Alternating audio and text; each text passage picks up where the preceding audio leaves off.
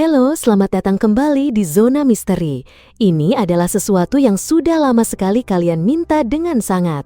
Butuh waktu lama, tapi akhirnya saya menemukan 3 kisah yang terjadi selama penguncian sekolah. Itu adalah hari yang biasa dan membosankan di kelas kalkulus. Itu hari Jumat, pelajaran ke-7, artinya minggu itu hampir berakhir dan liburan akhir semester akhirnya akan tiba. Jadi semua orang mulai gelisah di tempat duduk mereka. Saya tahu kami tidak ada ujian hari itu, seperti banyak teman saya dengan guru-guru mereka yang lahir, jadi guru kami di tengah pelajaran memutuskan untuk mulai bermain game dengan kami di Sporcle. Dia adalah guru yang sangat santai seperti itu. Saat kami sedang mengerjakan kuis logo merek di Sporcle, saya ingat betul saat itu terjadi. Tepat setelah teman saya menjawab sebuah pertanyaan, saya ingat jawaban pastinya adalah Adidas. Suara wakil kepala sekolah terdengar dari pengeras suara. Suaranya terdengar panuk dan cemas saat dia memberitahu semua guru bahwa ini bukan latihan dan untuk segera melakukan penguncian. Saya benar-benar merinding dan bulu kuduk saya berdiri saat guru kami yang biasanya santai juga tampak panik saat dia berlari mematikan lampu dan menggiring kami ke sudut belakang ruangan. Kami semua duduk dalam keheningan selama sekitar 2 menit dan kemudian suara dengungan yang biasa berasal dari panel di bagian belakang ruangan berhenti, menandakan bahwa sekolah pasti telah memutus semua listrik. Kami semua saling pandang, menyadari ini pasti serius.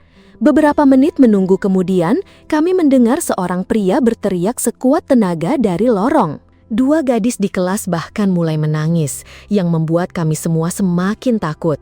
Saat teriakan itu semakin dekat ke kelas, pria yang terdengar gila itu mulai memukuli loker sambil berteriak, "Aku akan membunuh kalian semua!" Pada saat itulah saya mulai takut akan nyawa saya. Guru saya menyuruh kami diam saat kami semua saling pandang untuk melihat reaksi teman-teman kami. Ketukan itu kemudian berpindah dari loker ke pintu kelas kami. Dan saat itulah salah satu gadis yang menangis berteriak, "Jangan!"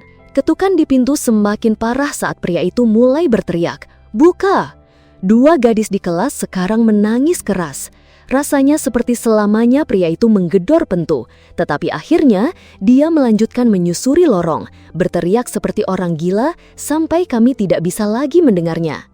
Saya kira 10 menit kemudian, meskipun rasanya setengah jam mengingat situasinya, wakil kepala sekolah kembali berbicara di pengeras suara menjelaskan situasinya, yang mengejutkan baginya untuk melakukan itu.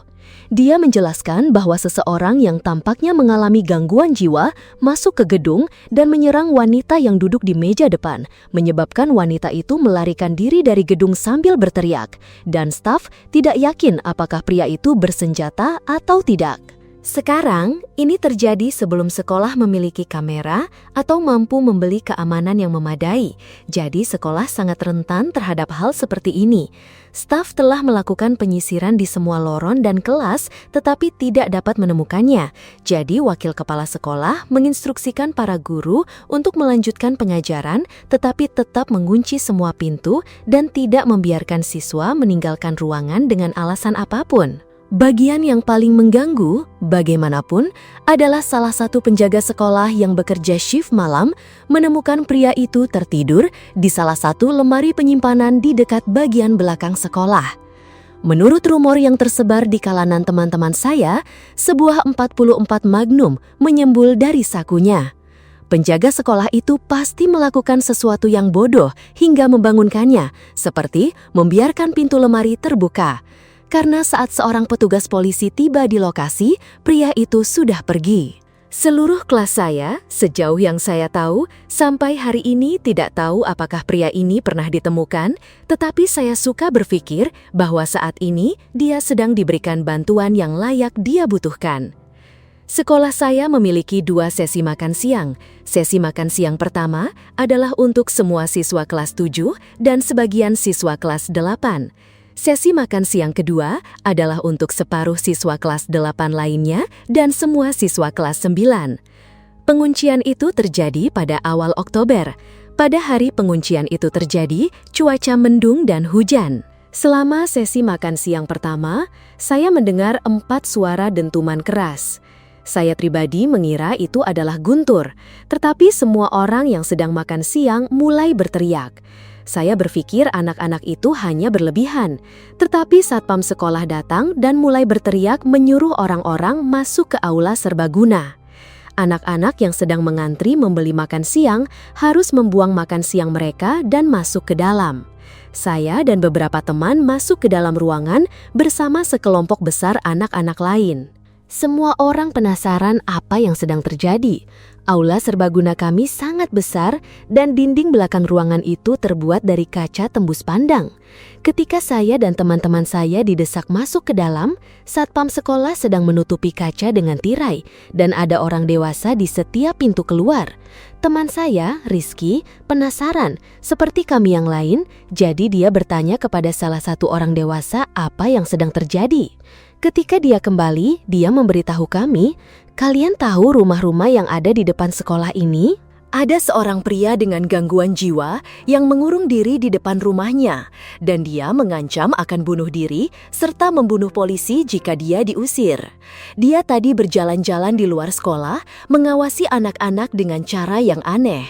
Ternyata pria itu juga seorang pelaku kejahatan seksual terdaftar yang memperburuk keadaan. Kami terjebak di aula serbaguna selama 1 jam penuh, memakan waktu 2 jam pelajaran. Setelah semuanya beres, kami diantar ke kelas kami satu persatu.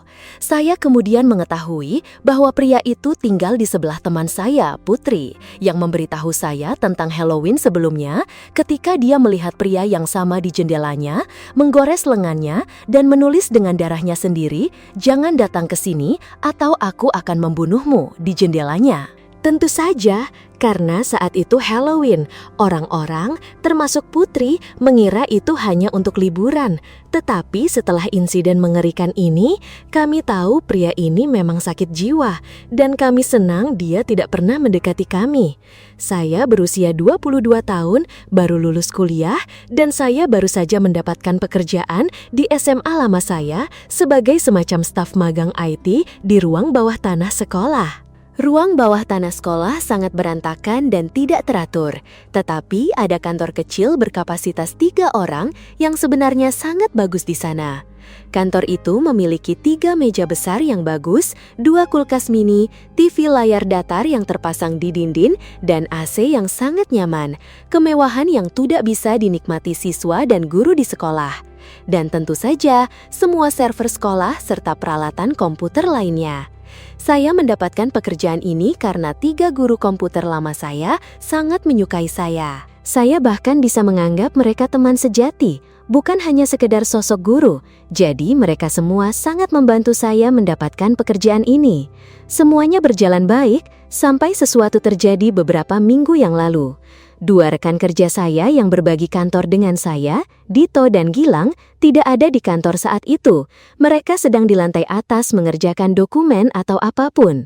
Saya sedang makan sandwich saat jam istirahat makan siang ketika saya mendapat telepon dari salah satu wanita di kantor utama memberitahu saya bahwa sekolah sedang dalam penguncian dan bahwa seseorang, mungkin bersenjata, telah masuk ke sekolah. Tidak banyak yang bisa saya lakukan selain mematikan lampu, karena mengejutkan, meskipun kantor kecil ini bagus, ia tidak memiliki pintu sungguhan, hanya bukaan besar, dan pintu ke seluruh ruang bawah tanah bahkan tidak memiliki kunci yang berfungsi.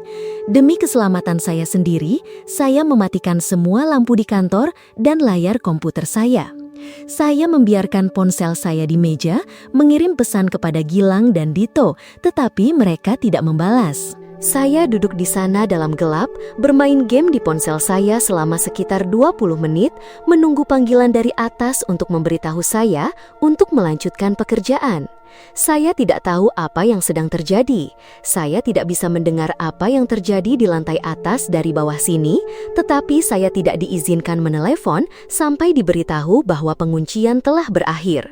Kemudian, pintu ruang bawah tanah yang berisik itu terbuka. Suara deritnya bergema melintasi ruang bawah tanah dan masuk ke kantor saya.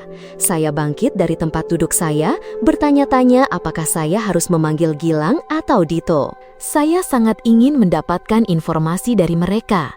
Seseorang kemudian berlari menuruni tangga, dan langkah kakinya mendekati kantor saya. Saya mendorong kursi saya dan merangkak di bawah meja saya. Seseorang masuk ke kantor tetapi tidak menyalakan lampu. Hanya ada keheningan. Saya bahkan tidak bisa menggambarkan ketakutan yang saya alami. Saya merasa jika saya membuat satu suara mendadak, saya akan mati. Tiba-tiba, ponsel saya berbunyi saat saya menerima pesan teks. Saya merasa seluruh dunia saya menyusut dan mati pada saat itu saat saya mengatupkan gigi karena takut. Langkah kaki tiba-tiba bergerak mendekat ke arah saya, sampai akhirnya saya melompat keluar dari bawah meja dalam kepasrahan, memohon siapapun itu agar tidak membunuh saya. Dan saat itu juga, seseorang meraih lengan saya dan menarik saya berdiri. Itu adalah seorang pria dengan kemeja kotak-kotak merah, celana jeans, dan topi hitam kemerahan. Dia berkata kepada saya, "Tidak apa-apa, saya hanya bersembunyi di sini bersama Anda." "Ada apa di atas?" bisik saya kepadanya. Dia seolah mengabaikan pertanyaan saya dan bertanya apakah ada jalan keluar di bawah sini. Saya memberitahunya ya ke arah sana. Sebelum dia bisa melakukan hal lain, saya bertanya kepadanya, "Siapa Anda?" Ada keheningan singkat sebelum dia mulai menjelaskan. Dia datang untuk menjemput putranya ketika seorang guru menyuruhnya bersembunyi. Setelah penjelasannya, saya memeriksa ponsel saya dan melihat pesan teks yang saya terima berasal dari Dito. Pesan itu berbunyi, "Bro, ini gila banget." Ada pria bersenjata menembak Pak Budi. Dia memakai kemeja merah dan topi. Apapun yang terjadi, jangan naik ke atas. Saya hendak membaca ulang pesan itu dengan suara keras kepada pria itu sampai saya menyadarinya. Saya mendongak dan merasakan perut saya melilit. Pria itu tampaknya menyadari tatapan curiga saya. Panik, satu-satunya yang bisa saya pikirkan adalah berlari ke lantai atas. Suara tembakan bergema di seluruh ruang bawah tanah dan saya bisa mendengar peluru memantul dari sesuatu yang terbuat dari logam dalam kegelapan. Tapi syukurlah peluru itu meleset dari saya dan saya berhasil naik ke atas. Untungnya, polisi sudah menunggu di semua pintu keluar, termasuk pintu keluar ruang bawah tanah, dan menangkap pria itu begitu dia membuka pintu. Kabar baik lainnya, guru kami, Pak Budi, selamat dari tembakan itu.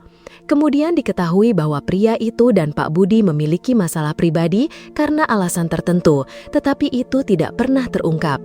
Yang kami tahu adalah bahwa Pak Budi tidak mungkin melakukan apapun yang akan memicu reaksi semacam ini, dan saya tahu bahwa suara tembakan itu akan selamanya bergema di pikiran saya.